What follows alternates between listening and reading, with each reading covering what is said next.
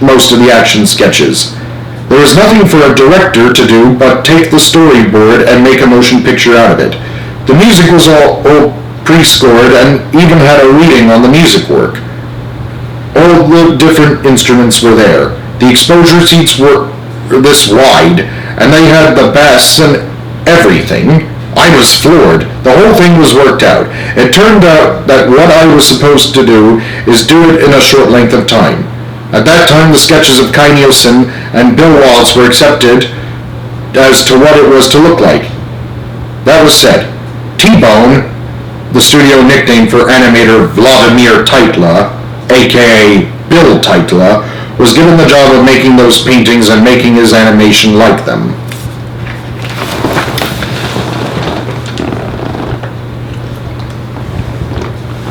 Bill Titla's animation of the evil Chernabog in Night on Bald Mountain became his masterpiece and one of the all-time highlights of Disney animation.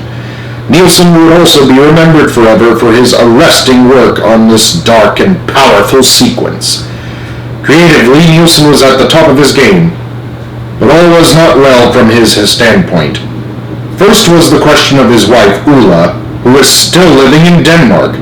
With the political situation deteriorating each day in Europe, and now that stable employment was in sight, Nielsen wanted her to join him in the United States. But that could not happen without Nielsen obtaining a long-term contract at the studio.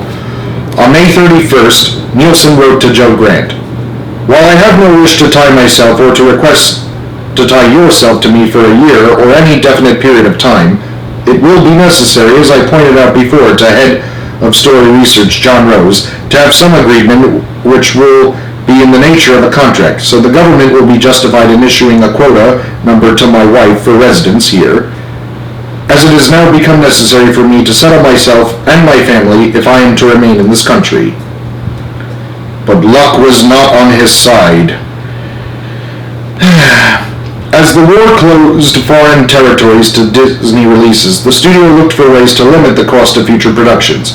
Kay found that his detailed perfectionism, once so valuable on Fantasia, was now viewed as a liability.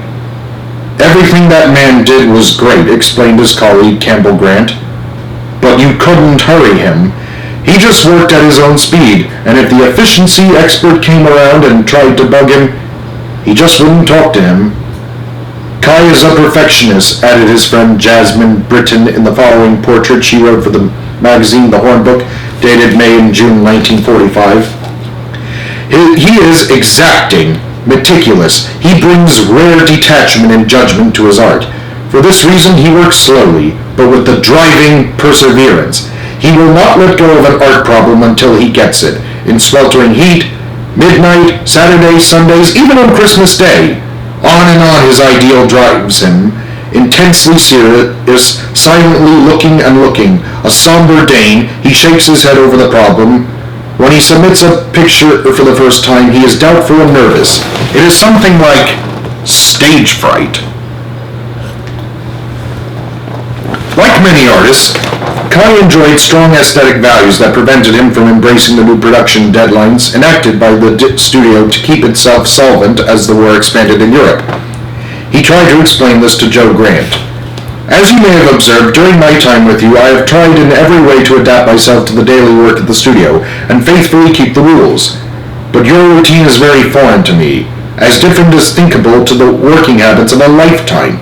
Naturally, I have done the best I could with the work given me, but in the past I have always needed as much time, and sometimes more, for planning my work and thinking it out as for the actual execution of it. And under the conditions of at Disney, I am afraid this can never be the same. I have felt the pressure resulting from the need of quick action, which has left too little time in which to think and plan. Also, as I have always been very concentrated in my efforts while executing a work given me, it has not been easy for me to take it easy at the studio. Consequently, the long hours are perhaps more fatiguing to me than they would be to another who can occasionally relax during them. That is why I think it would be wise to arrange for shorter hours at the studio in order to get better results out of me. During my whole life I have worked only for the results, not thinking of time, but at Disney's the work is subject to the time element, but before the time was subject to the work. And in order to be more successful, I should need a little more time to myself in which to work out my ideas before I actually tried to put them on paper. I should also be less tired and come to the work more refreshed. And there was a question of the salary. Joe Grant was unable to get Kay a salary increase, nor was he able to address his concerns about the workload. The studio did help with Ula's move to the United States, though, despite the fact that it was difficult to get Mrs. Nielsen over at the beginning of the war. As Joe Grant explained to Disney historian Robin Allen, Ula arrived in America aboard the MS Gripsholm in November of 1939.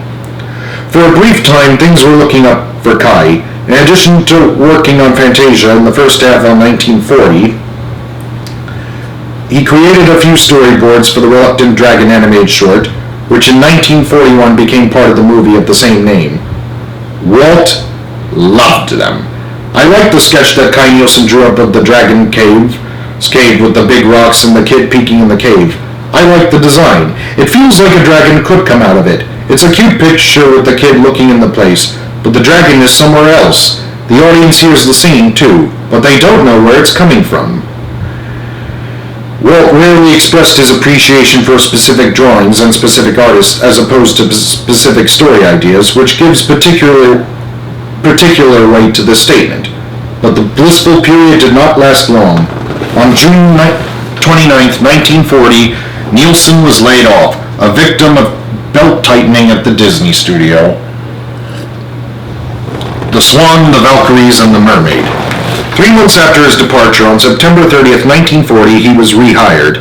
His contract specified that he was to tackle 2 projects, Alice in Wonderland and Penelope, a story written by Joe Grant and storyman Dick Humer.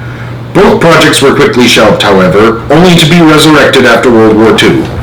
This might have marked the quick end of Kay's return to the studio, but thankfully Walt Disney was so confident in the future success of Fantasia that he was now hard at work on various new musical segments that could be incorporated into an updated version of the movie. Nielsen was part of the team tasked with making this dream a reality. And as if this wasn't enough, he was also asked to develop storyboards for an adaptation of Hans Christian Andersen's tale of The Little Mermaid. On December 22nd, 1940, Nielsen wrote to his friend playwright Zoe Atkins about the goings-on at the studio. I have been very nervous and uncertain regarding everything here at the studio, working away but knowing nothing. But last Wednesday, they had a meeting in this unit. I was not present, but Walt appointed me to 2 wonderful pieces of music, Sibelius' Swan of Twinella and Richard Wagner's The Ride of the Valkyries. And there was great excitement because he was going to do them and give them to us. So it looks as things were settled, but one never knows, ever. I stay scared, I can't help it. But if it goes as it looks promising. They are wonderful things to do, and after all, it is very wonderful to have such things thrown into your lamp. Andersen, Sibelius, and Wagner, where could it happen but here? So we hope it goes. A few days later, around Christmas, Nielsen wrote to Atkins again. We are all right, only we are deadly tired. Now the dentist is over. It was a hard one. It ruined all my weekends for 3 months. Tomorrow I'm to have the first conference on the Swan of Twinella. I have got Bill Wallet back, and he is going to work with me on that music, and it is wonderful music too. Only I wish I was not quite so tired. I have done too much, or worked too hard on The Little Mermaid. But I hope this will be good. It ought to. I seem to be the somber note at that place. God knows whether they really like it, and I have not yet heard anything about the new contract. Strange, one must admit. The story conference that Kay was expecting to take place the next day was postponed to January 27th, and was combined with a discussion of The Ride of the Valkyries. By then, Nielsen had already found out that he would not tackle the Swan of Twinella after all, but had been assigned, along with Bill Wallet, to create story sketches for The Ride of the Valkyries. During the story session, director Sam Armstrong declared that he wanted Kay and Bill to go ahead with more sketches of the Valkyries. Walt agreed and added Kay and Bill could start making some roughs of how we might treat the Valkyries and how we might get the stuff over with an eye to saving costs, but getting effective results.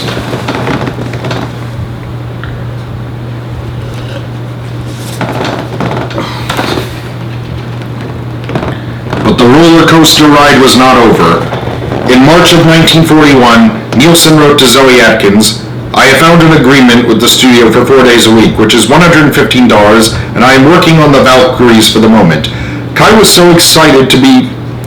also delighted to be working on The Little Mermaid, a story written by fellow Dane Hans Christian Andersen. In fact, during a story conference about the movie held on April 16, 1941, the usually quiet Nielsen voiced his opinions with confidence.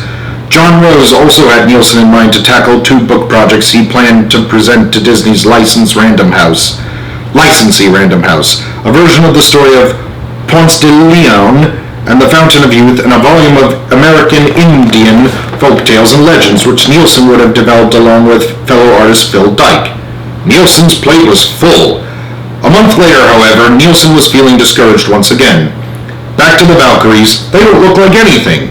Of course, considering how arresting Nielsen's stylized drawings were, one can only attribute this bleak assessment to the somber personality of the Dane, and to this odd kind of stage fright. Or was it that he was starting to see the writing on the wall? Fantasia was released on November 13, 1940, but failed to meet financial expectations.